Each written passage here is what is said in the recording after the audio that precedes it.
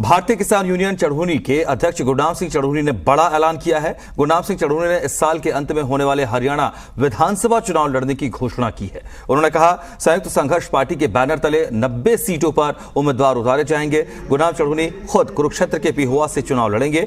गुरनाम सिंह चढ़ूनी ने कहा कि हमारा देश पूंजीपतियों के हाथों में पूरी तरह से चला गया है।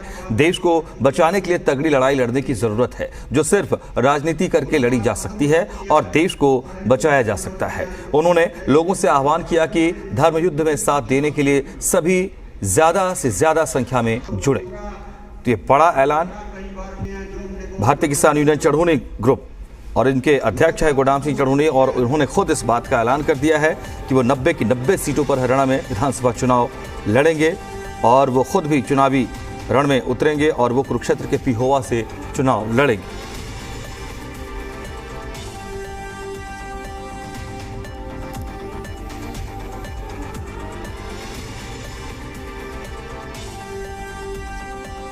जो भारतीय किसान यूनियन चढ़ूनी है वो संयुक्त संघर्ष पार्टी की किसान विंग रहेगी और ये धर्म युद्ध है, चुनाव नहीं। संयुक्त संघर्ष पार्टी में जिसका चुनाव निशान ऑटो है, टेम्पो है, जिसको 3 व्हीलर बोलते हैं, ज़्यादा से ज़्यादा जुड़ें और इसके लिए जो है कमेटी, हरियाणा की कमेटी इसके लिए बना दी है और पूरे हरियाणा में जो है अगला विधानसभा का चुनाव लड़ा जाएगा।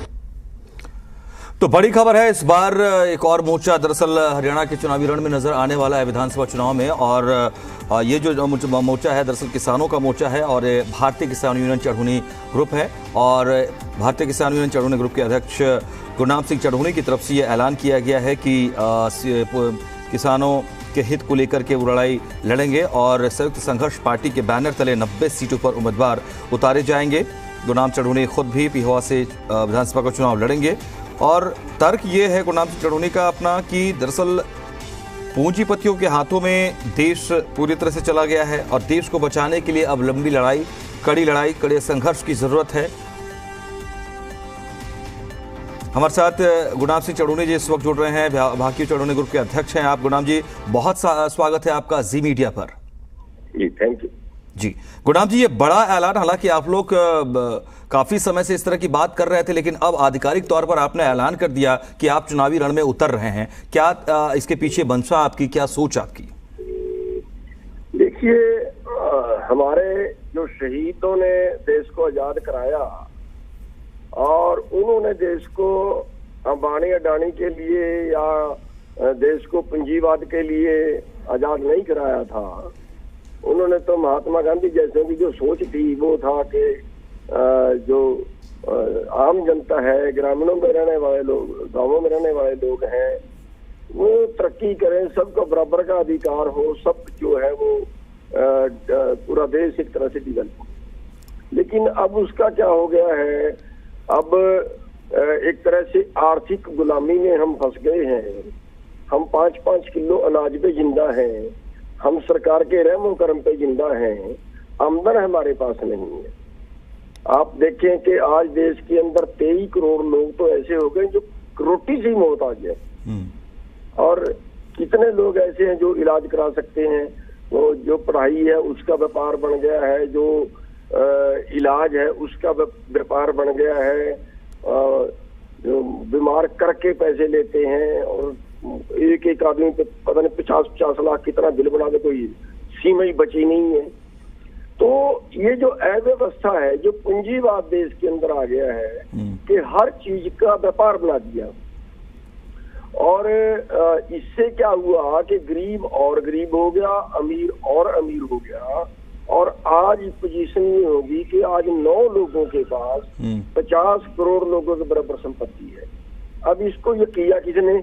ये किया हमारे देश के राजनीति में। अब पानी की मारी खेती पानी से ही हरी हो सकती है। लेकिन चढ़ूनी जी, ठीक है, आपने एक फैसला लिया है। मैं ये समझना चाहता हूं कि आप खेती बाड़ी छोड़ करके आप सियासत में आ रहे हैं, तो क्या आपको लगता है कि इस तरीके से किसानों के हित का समाधान हो पाएगा, उनके हित का फायदा मिल पाएगा? देखिए, कानून तो बनते हैं सत्ता से ही।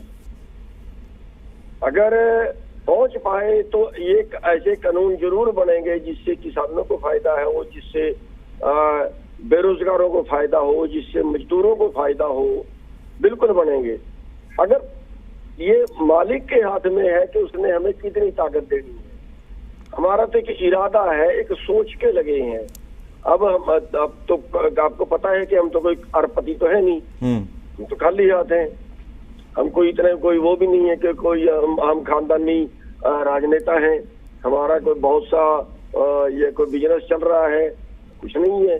लेकिन एक सोच है कि उस सोच से को हम लोगों तक अगर पहुंचा पाए, और आप जैसे जो मीडिया है उन्होंने विदेश को बचाने के लिए हमारी मदद की, तो फिर जरूर वो कर पाएंगे जो हम सोच रहे हैं। ठीक है चढ़ूनी जी, लेकिन आपने जैसा कहा कि बहुत पैसा तो है नहीं, लेकिन चुनाव लड़ने में फिर पैसा की जरूरत तो पड़ेगी।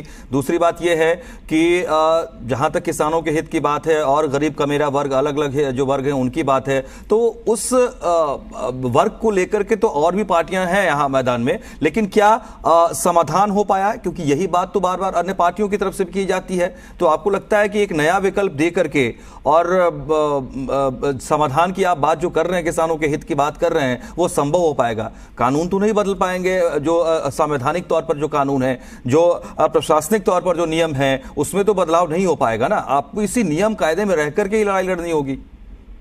देखिए, अगर सत्ता हाथ में आ जाती है तो सत्ता तो कानून बदलने के लिए ही होती है। अगर कोई कानून गलत है तो उसको ठीक किया जा सकता है, उसको नया बनाया जा सकता है। सत्ता तो होती ही इसलिए है। दूसरी चीज कि जो राजनीतिक पार्टियां हैं वो भी सभी यही कहती, लेकिन आप इतिहास उठा के देखो, आप उनका रिकॉर्ड उठा के देखो, सारी राजनीतिक पार्टियां कारपोरेट से चंदा लेती हैं, सत्ता भी विपक्ष भी। जब कारपोरेट से चंदा लेती हैं और कारपोरेट के पक्ष के जब कानून बनते हैं तो सत्ता पक्ष कानून बनाता है और विपक्ष चुप बैठता है। और यही बड़ा कारण है कि ना वो बोलता है और ना वो बोलता है। जिनका बोलना ड्यूटी है वो सत्ता में वो जाके नहीं बोलते, क्योंकि दोनों तरफ से पैसा लेते हैं। दोनों जो है वो लोग पैसा लेते हैं कारपोरेट से, पूंजीपतियों से। तो जी ये एक बड़ा कारण है कि जो पूंजीवाद है वो फैल गया। ठीक, तो चढ़ूनी जी फिर कैसे ये तय होगा? आप कह रहे हैं कि 90 की 90 सीटों पर आप लड़ेंगे, तो ये तमाम प्रतिनिधि आपके किसान वर्ग से ही होंगे या आप अन्य राजनीतिक दलों के साथ कोई कॉम्बिनेशन की बात हो रही है, या आपके पास कोई आ रहे हैं, कोई जानकारी साझा कर पाएंगे? देखिए, ये तो जब कोई पार्टी बनती है तो उसमें बहुत से लोग जुड़ते हैं। वो भी जुड़ते हैं जो कहीं पहले से जुड़े होते हैं, वो भी वहां से तंग होते हैं, वहां परेशान होते हैं, वहां कुछ करना चाहते हैं लेकिन कर नहीं पाते हैं। वो भी आने वाले होते हैं, उनके लिए भी रास्ता खुला होगा। लेकिन हाँ, हम ये कह रहे हैं कि भाई जो ईमानदार लोग हैं, जो अच्छे लोग हैं, जो देश को बदलना चाहते हैं, वो लोग आए। और जो चंदे वाली बात है, हमने ये कहा है कि हमारा हर एक मेंबर, जो भी हमारा मेंबर बने, उनसे हम अनुरोध कर रहे हैं कि हर मेंबर 1 रुपया रोज देश की सेवा में लगाए। हम इसको पार्टी जो है वो की बजाय हम इसको ये कह रहे हैं, पार्टी तो है ही, हम इसको ये कह रहे हैं कि ये एक धर्म युद्ध है, देश को बचाने का धर्म युद्ध है। और इस धर्म युद्ध में हर आदमी अपना टाइम भी लगाए, चाहे थोड़ा लगाए, और हर आदमी अपना पैसा भी लगाए। जी, गुरदास सिंह चढ़ूनी जी, ये एक बड़ा ऐलान है वाकई हरियाणा की सियासत में। विधानसभा चुनाव से पहले एक नया आपने और मोर्चा का ऐलान कर दिया इस तरीके से किसानों की तरफ से। बहुत सारी शुभकामनाएं आपको और बहुत शुक्रिया हमारे साथ जुड़ने के लिए, अपनी बात रखने के लिए।